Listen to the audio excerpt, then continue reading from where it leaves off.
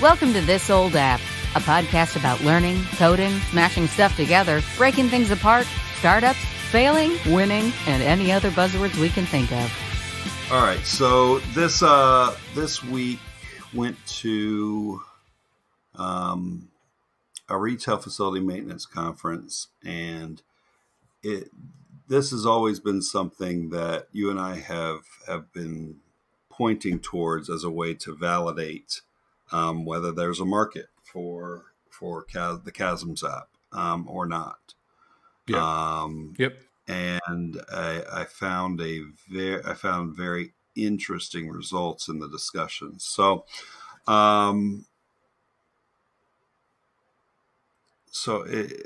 essentially, what I ended up doing was I ended up talking to 5 different firms. These were companies that have technicians out in the field, ranging sizes from the same size I am to 10 times our size as far as workload. So the way I'd start the conversation is I'd start with finding out how they manage their work orders, because we all have the problem that we have to manage our work orders internally. And then depending on the client, we have to work within that client's work order management system as well. And there are multiples of them. So we all have that problem. Talked to 5 different firms. I did not get the answer I expected. And what I got was each of the 5 firms has custom built their own work order management system. Mm-hmm. Whether they had, whether somebody inside the company did it or whether they hired a developer to do it, they've got their own system. Now, if we look back at previous discussions you and I have had on this, there are literally hundreds of these work order management systems. Yeah. And yet all these companies chose to do it themselves. And that just shocked me. It shocked me that the larger ones made that decision. And I talked to 2 of the larger ones, and one of them was one that kind of grew. So I can understand how they got there. They started small and grew. Yeah. The other one's been big for a long time. So I can't put it any other way than I was surprised that every single one of them had their own system, which I don't know what that says for that space.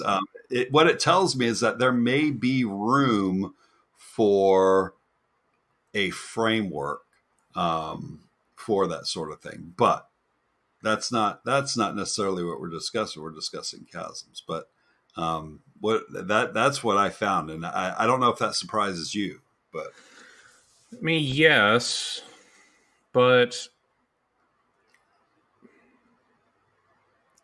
I'm not totally like the firms in your marketplace are not $1 million or they're not, none of them are $1 billion revenue, right? Right. Most of them, would you guess at most 10 million? No, because we're almost we're between 2 and 3 million a year, depending on how the year's going. Yeah. I would say the largest of them is probably in the $30-40 million range. Okay. Largest of the ones I talked to, I should say. I mean, my guess is that the majority of these companies started out as a family entity that was doing maintenance around town. I mean, this is a wild guess on this stuff, but everything they've done from a business perspective was they did it themselves. And employing SaaS products was never really something. These are firms that maybe in the millions of dollars of management, but they're using either Excel spreadsheets for accounting or probably by now Quicken. But they're not using QuickBooks, but they're not using necessarily some like SAP. No. So And then because when you start up a company that needs a work order type of deal, you create your own system on paper first. And then you move it to probably a spreadsheet. And then you move it into your own custom system. And it just evolves into a Frankenstein, most likely, unless you have a solid dev. And I mean, I feel like the industry you're in in this business is kind of ripe for do-it-yourself internal business practices. Yeah, because it's almost a do-it-yourself for the retailers in the sense of fix it, do it yourself. It is, deal. Yeah, and that may be the mindset. So I was coming in from it from the aspect that these aren't technology companies, these aren't technology people, these aren't technological people for the most part, and yet they chose a build your own solution. But your point of yes, but they are creators. They are of that creative mindset of how do I solve this problem? That right there could be it. And the fact that it all starts on paper, the process all starts on paper, evolved to an Excel spreadsheet. And in fact, I talked to one of them that was in the booth next to ours and roughly our size. And she was talking about her whole process and their tool. And she says, and we still pin work orders to the wall, paper to the wall, so that we can see the schedule on the wall. I have not given up paper yet for scheduling people. So when these folks tell you they have their own system, it doesn't mean they have their own SaaS quality product. It just means that they track their orders the way they all have SaaSes. Yes, they all have their own work order management system. But is it any good? Some of them, yeah. Well, it's good for them, right? Nobody's convinced them that one of the ready-made ones was any better, and that's the same problem I had. Was there were others out there that were better quality than anything I could make, probably. But didn't fit my process. So a project for me that's wrapping up is unrelated business. They had an internal contract tracking system. And they had it this way for 30 years. And there was one person that's been in charge of this dang thing. And if you would have asked that person, what kind of system do you use for contract tracking? I think she would say, we got a good one. We built it in-house. If you ask the manager, he's like, well, we have one because when I ask her about contracts, I find out really quick what the answer is. But if she's on vacation, I look at that file, I don't know a dang thing about it. So I guess I'm not convinced that the systems that people are saying work well for all the employees. It just works well for the manager at the top because he doesn't have to invest more money in it. But that doesn't mean that it's working efficiently, that there's not pain points. So So how all this relates to Chasms is we had built Chasms to be a communication tool that the technicians in the field could send in a text message and it hit everybody in the office. That way there was no one-to-one communication. It was available to everyone.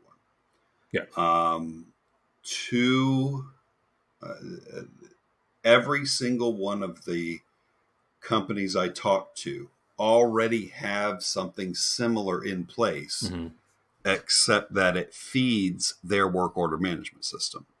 So it doesn't go text to chat room.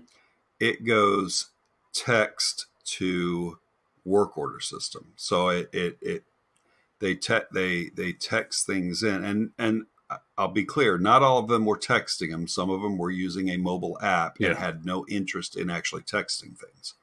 But at the end of the day, all 5 of them had something built into their work order management system to where a technician could send in an update and it would hit the work order management system. They could include pictures. It would either set an alert or send an email to the person in charge of that work order.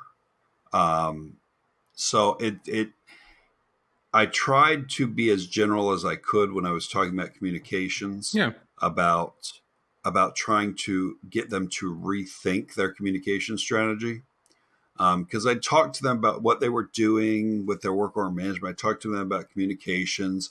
I'd pull out I'd pull out my Slack and I'd say, hey, and this is what we're doing. We've got to where a technician can send a text message to a single number, and everybody in the office gets to see it. Everybody in the office gets those pictures. Those pictures get saved to a file folder. And all of them were like, yeah, but ours actually puts it in the work order, which is where it belongs anyway. That was the repeated answer over and over, is that's cute, but it doesn't solve the problem, which is that information's got to be in the work order. We can't have it out elsewhere. So they solved it, but in a different place. Yeah. So that's not great news for Chasms. What I think it tells us is this may not be the market. It doesn't mean there's not a market. It means this may not be it. Or not. And you and I have talked about. Or it may not be at that revenue level. Like, those firms have the money to do it themselves. Like, they built. Yeah, but these were firms that were even as small as we were. Mm-hmm. So you can't get much smaller. Oh, yeah. Unless you've got a single person operation. So, yeah, it's possible. I think if anything, if I got any feeling and had any thoughts, and it's a dangerous road to go down. I really don't want to go down it. But if I had any thoughts on it, it was more, there's probably a market for doing custom work order management systems for companies. But it's a hard market to crack. Yeah. Because you'd have to be hitting these people just as they're hitting that decision point. It's consulting. It's not a product. It's just consulting. Yeah, it's consulting. Yeah. Unless you built a framework to where people could mold their processes around that framework, and that's just, I'm just not seeing it. But we've talked about other potential markets in the past. I think I mentioned. I think I brought up customer support, so that if I call into some customer support center, I can easily text a picture to them of something going wrong, and then it goes into their system. I think we had another potential market, and I don't remember what it was. Well, I mean, the idea of Chasms is, are there firms where you have a dispatch agent type of setup, operator, contact, operator, agent, where you have a bank of phones and people text in, and people are literally reading one phone at a time on your dispatch side. And so when they send out a text, not everyone sees it. When they read it, they have to read it alone. Like, that is the question. Like, there are plenty of broadcast text systems where people can subscribe to get text messages sent out. I saw a product launch in Kansas City just last week. And the idea is subscribe to, like, get subscribers to, so you can broadcast marketing messages. And I'm like, I worked for a company 10 years ago that was the master of this, called Vibes Media.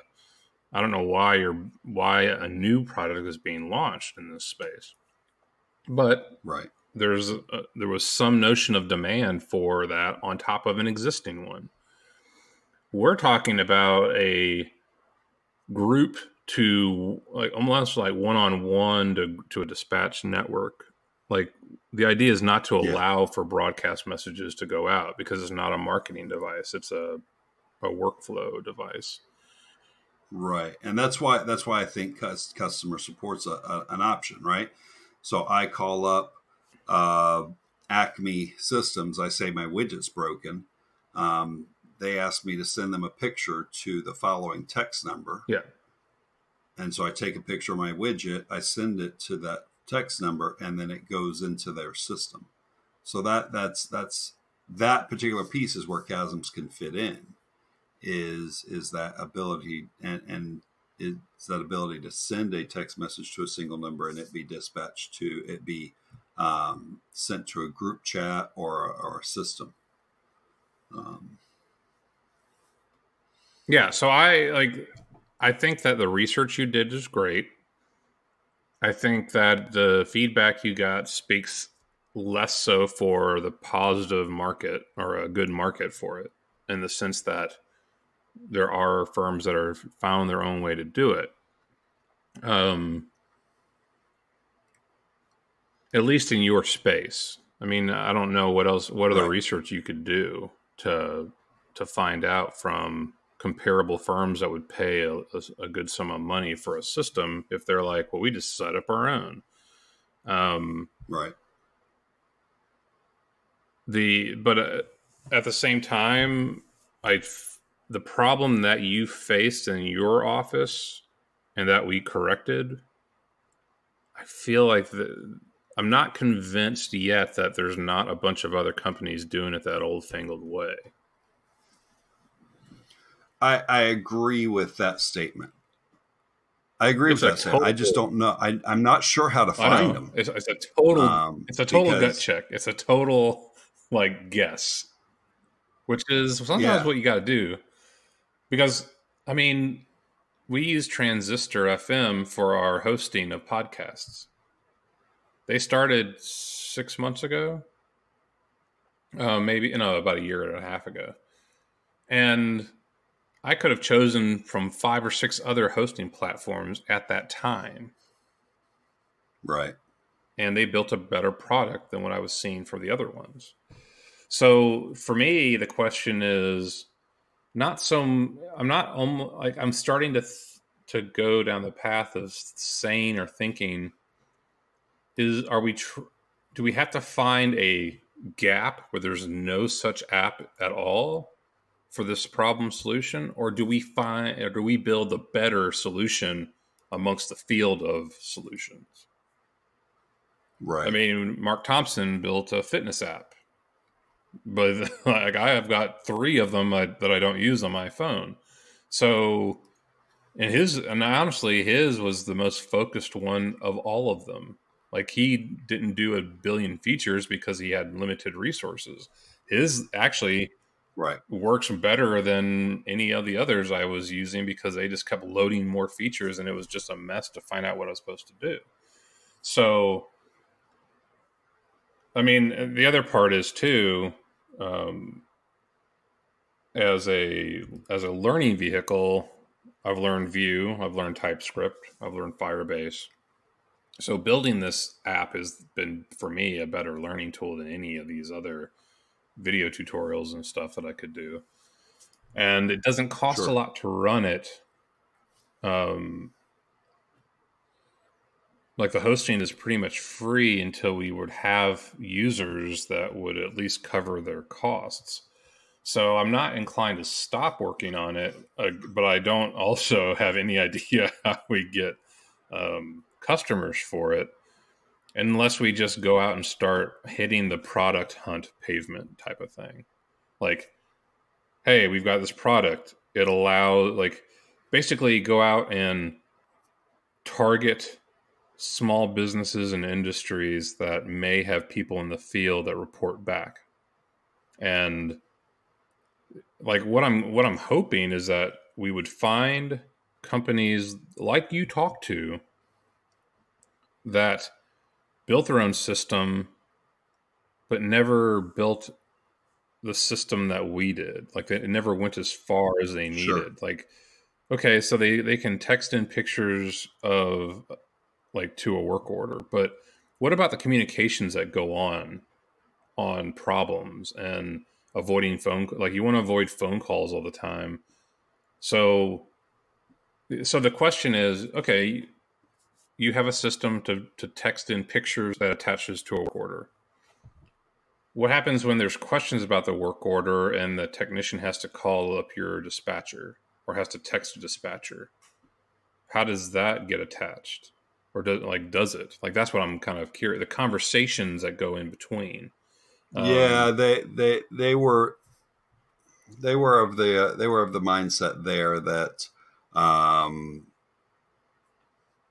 when a technician calls in or texts in, that communication just gets double entered into their system. That's an inefficiency right there. Then. Yeah, but that's usually when I tried to introduce what we were doing, and that there was, I don't know if I explained it poorly, but it just did not seem to resonate as, oh, that would be really useful. It was more, oh no, it's not a big deal. It was more, you've created a solution to a problem nobody's having. Nobody said that, but that's the. Well, no, I mean, I think this is how you find product market fit. I mean, that's the title of this episode: finding product market fit for Chasms. Yeah, and I mean, I think everybody that builds apps gets feedback of, we don't need what you're building. We don't need it. Now, and here, so my question always is, do we listen to the? It's kind of dubious if this was actually a Ford quote, but Ford always said, in theory,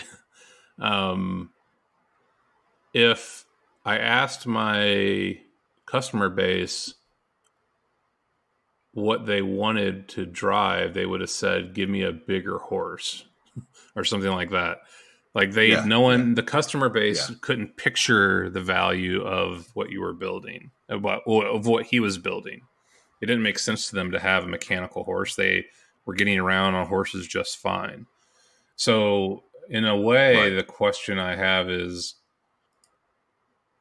do we have to, I mean, is there an education point with the marketplace to say, like, hey, if you're a small business and you can't afford to fund your own app for communication with the field,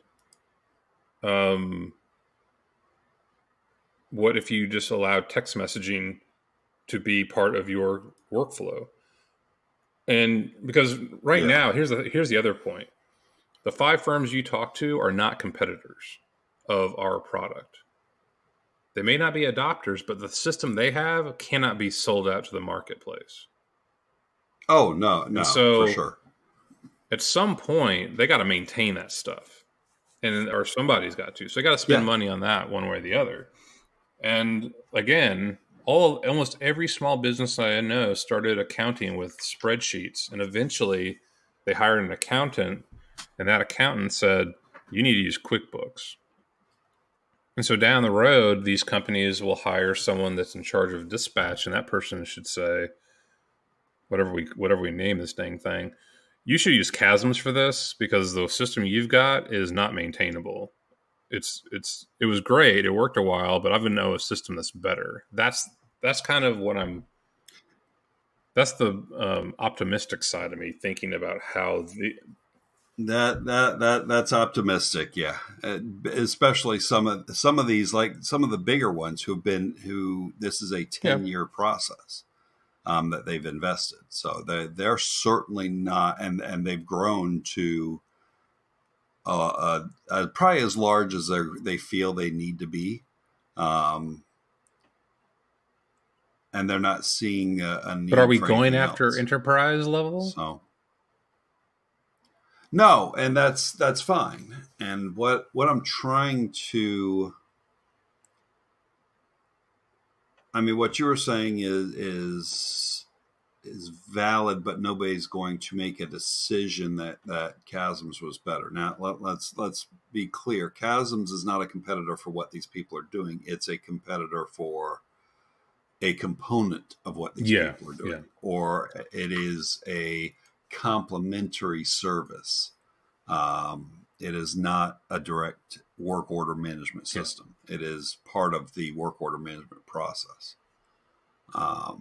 And maybe that's part of the issue too. But I've really liked your idea of maybe we just put a post together for Product Hunt, put it out in the wild, and see what reactions we get. And maybe we use the hive mind to find a market for us.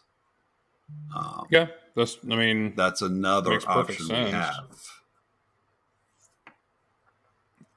I mean, the rub of it all is and as we've talked offline, I'm looking for another landing spot, career, job wise. Yeah. So whether I have the time to work on this to actually launch the dang thing is a question mark. Because if I take another, if I get another gig, then I have to focus on that more than anything else. Yeah, but that's a solvable problem too. And if you're a listener out there that wants to hire me, this episode is sponsored by Randy's Job Search. Yeah, but that's solvable as well. In the end, if I need to take over the implementation and management for a while you get your feet going, that's fine.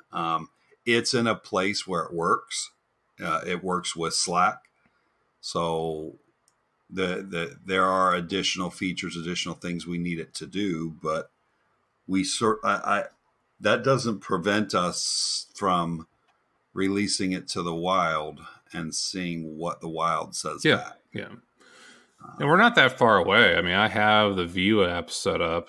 I need to have a better process for invitations to get people signed into it.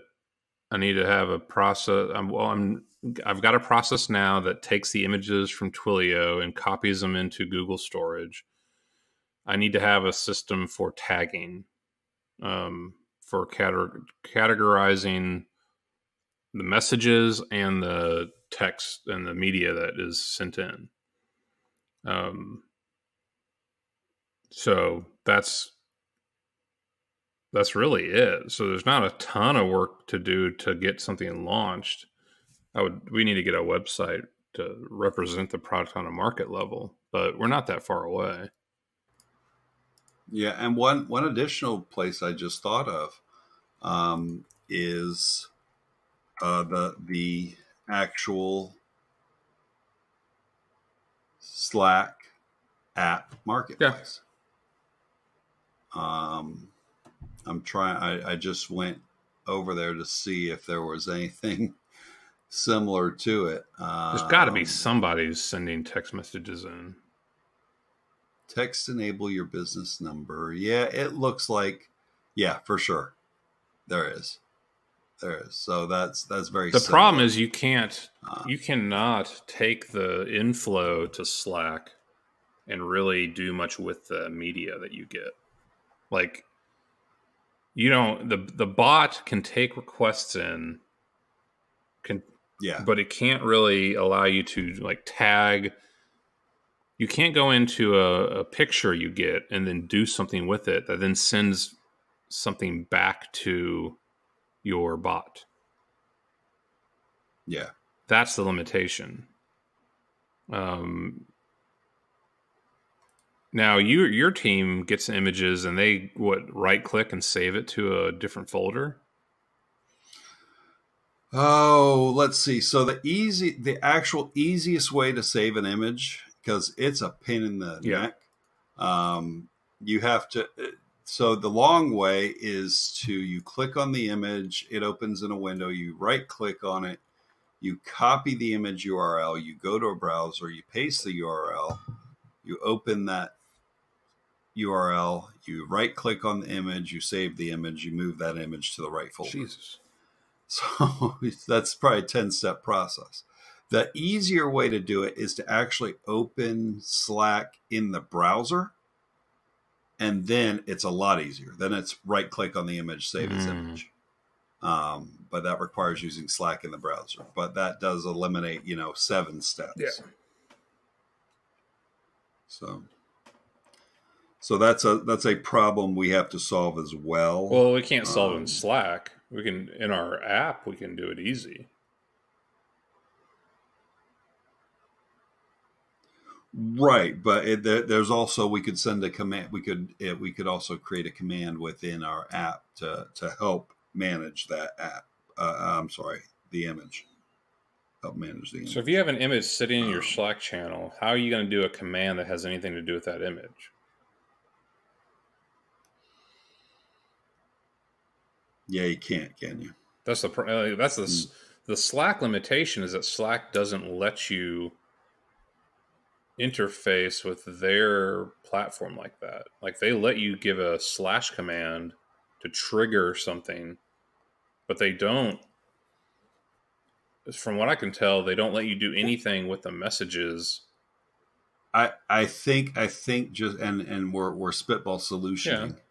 If we were to name each image and show, like, just as an image comes in, slap a name on it, and display that name next to the image, we could have a command that says save image, and then the name of the image, and then some destination. That would allow some working of it. Yes, it's a little clunky,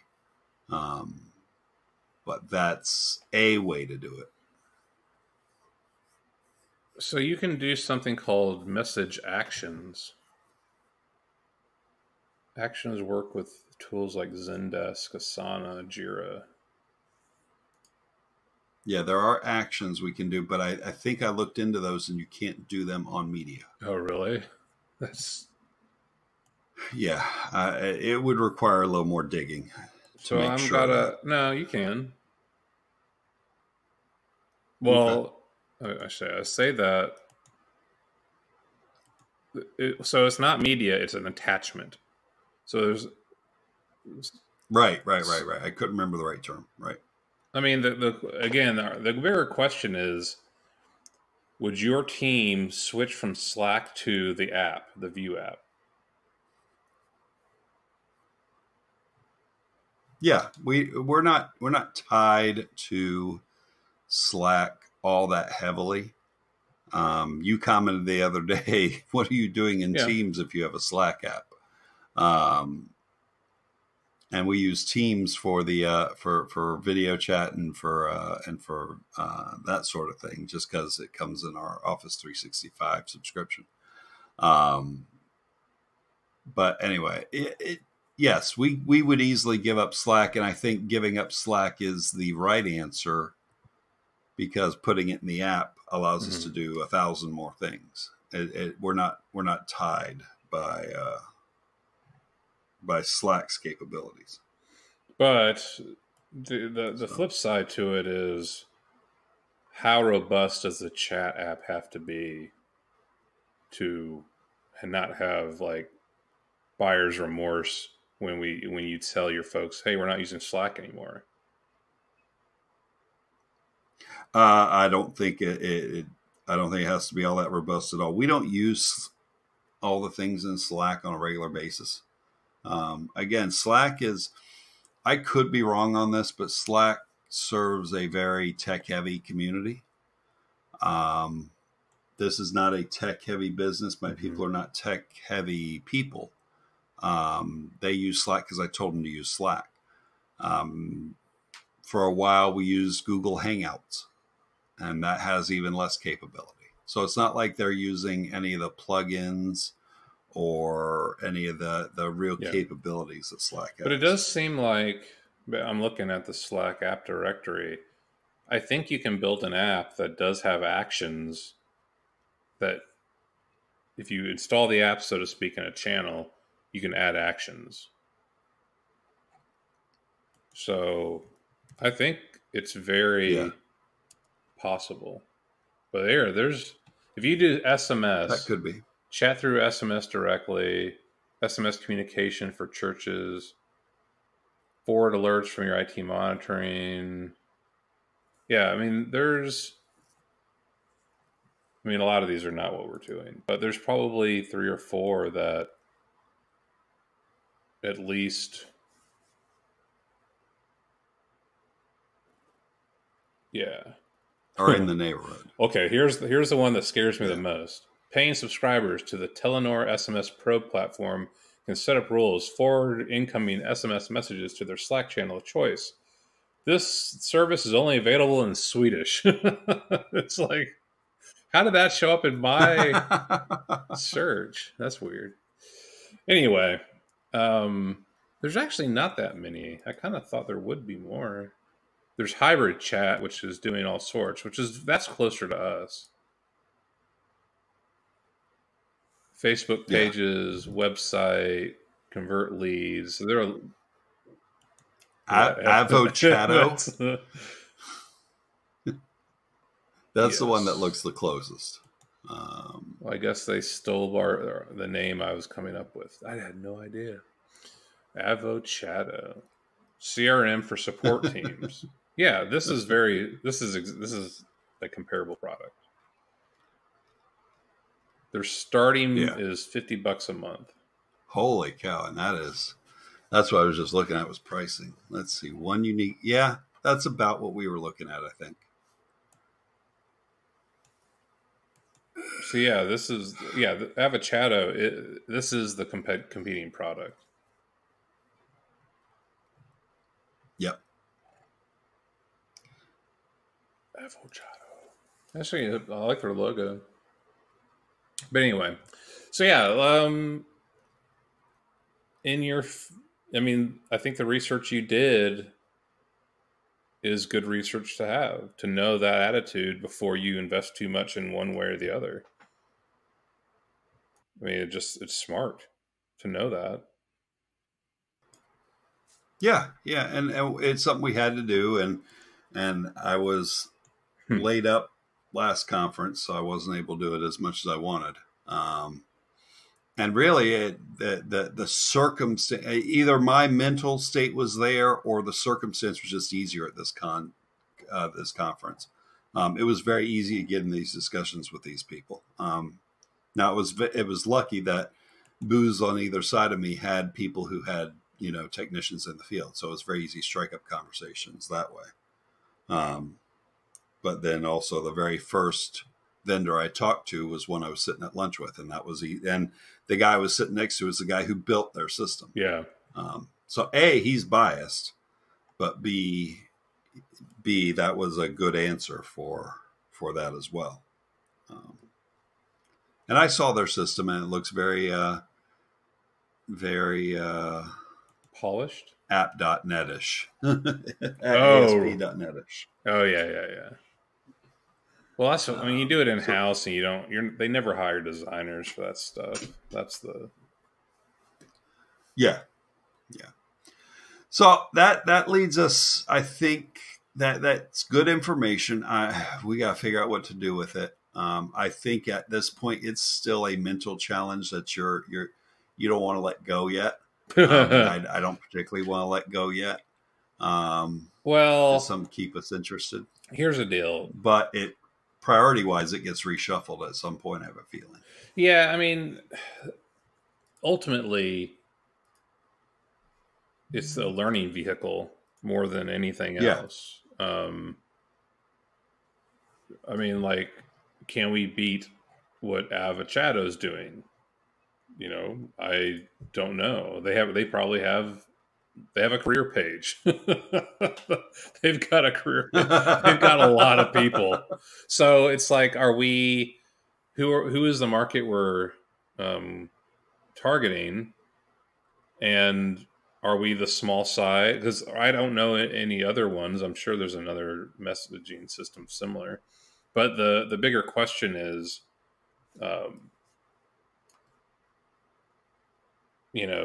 is this a worthwhile project? Will it get any customers at all? Can we price it lower? Because $50 a month is the entry level price for what Avocado is doing. I mean, they have a sales team. The overhead that this company has is massive.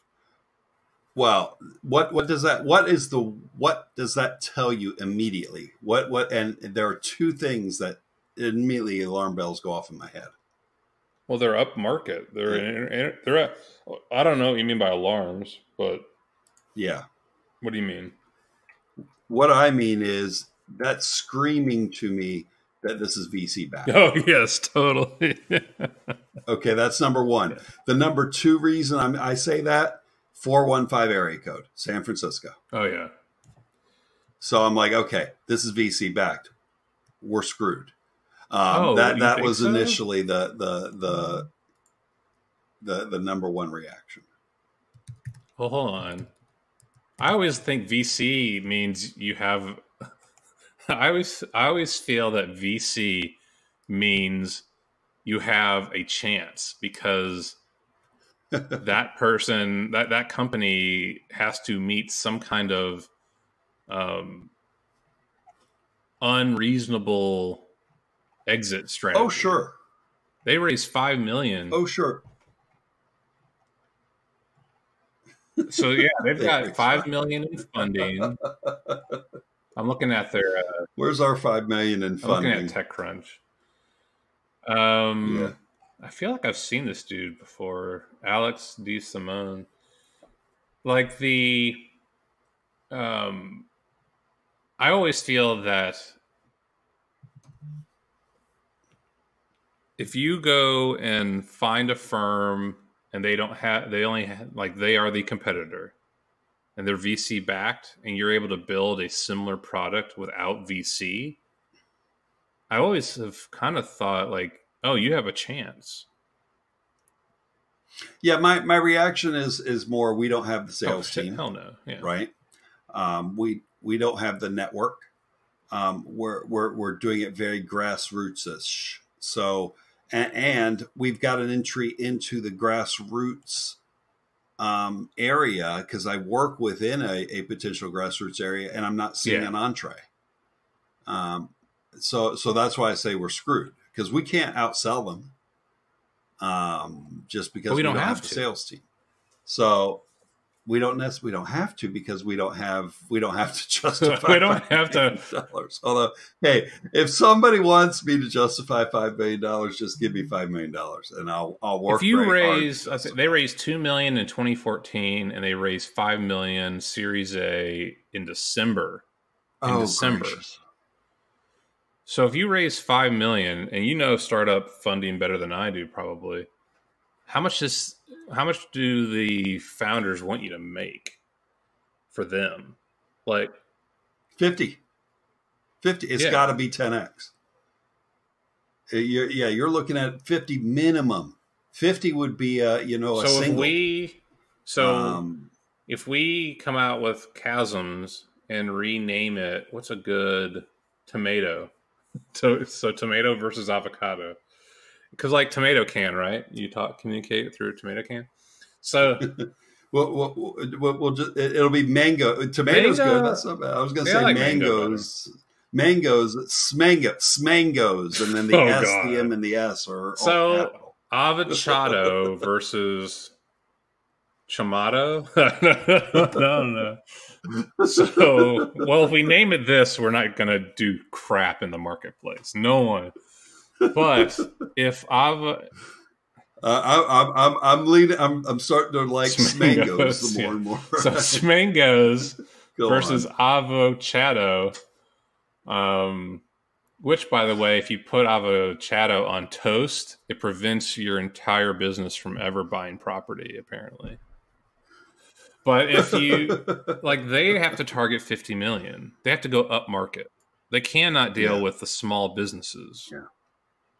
Like they can, it'll be a part of, but my bigger point is their overhead, their goal is at a certain level and we don't have to make that money. Like I've never thought about raising VC for anything. So I guess because my goals are low on lower on the revenue side, I'm not as worried. I'm happier that they're going up market because in a way they're proving that there's a need for the tool. And then when people look for when people look at competitors, they can go, "Oh, what about this other one?" We knew that. We knew there's a need. We knew in our bones that the problem needed to be solved. We just can't find the Now, why didn't you use Avocado? Now, what? Or did you not use a nose there? Because I didn't find it. Now, one thing I gotta say, if this episode is sponsored by Randy's Job Search, Avocado is looking for a senior full stack developer. Wow! But that salary in San Francisco, that's I don't know how that's going to work. Oh yeah, well, I'm not moving to San Francisco, where the rent for a 2-bedroom is double my house payment. I mean, it's insane. Yeah, like actually, this funny thing is, I fit that description of the tech they need perfectly. Oh, you do. You fit it really well. Exceptionally well. Okay. This is the last episode. It was sponsored by my job search. I just found I'm assigning myself a new job at Avocado. But no, like I guess I'm not as concerned about a competing product because that happens anywhere. I mean, if you launch a product and in this day and age, and you think you can only go after complete holes in the market, I think you're fooling yourself. I agree with you. We're gonna have to find other places to sell this product to, because you've met 5 people in your industry that say they are fine on their own. Otherwise, they could check out Avocado. I mean, what I would ask you to do is, as a business, go in and see if Avocado would help you. Yeah, I'm gonna dig in a bit and see what Avocado can do for me. I'm not a big fan of avocados, but hey, really, that's okay. I'll take a look. I think they're great. Oh no, I don't like them. I mean, I'm a Florida boy too, so that's weird. That's really weird. I don't like mangoes either, and I'm a Florida boy, so I'm really weird. So you don't like mangoes or avocados. That's the part of me that I'm a Florida boy, but I was born in New Jersey and stayed there for 6 months. So it's that New Jersey, that little bit of New Jersey getting to me. So you're a soprano? Like you like Italian? Is that what you're saying? No, yes, Vandemark is a very Italian name. I mean, you say Vandemark, you think pizza. In New Jersey, any name is associated with pizza. That's what I do know that. They have a lot of features. So I think we're going off the rails. That's because our sponsor is Hire Randy. A sponsor, and truly a search that has been all over the place in the last week. But yeah, like I mean, the feature set on this sucker is humongous. Yeah, like they have. I mean, looking at this is what we envisioned. Oh, I didn't envision this much stuff. Yeah, but I did. That's just it. I'm seeing everything, and they're speaking to me like they read my mind. Like no one's reading emails, which is 100% true. Texting is much more of a reach than email is. They're speaking right to me. Anyway, so yes, I will look into Avocado, and see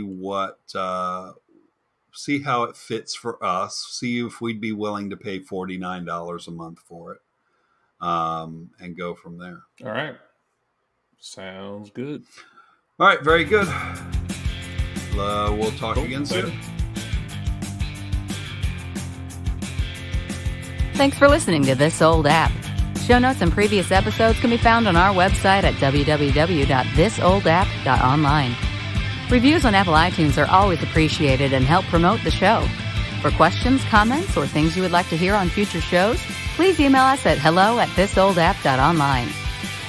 Show music is Guns Blazing by Fab Claxton, licensed by Pond 5. Voiceover work by MeganVoices.com. You'll hear from us soon.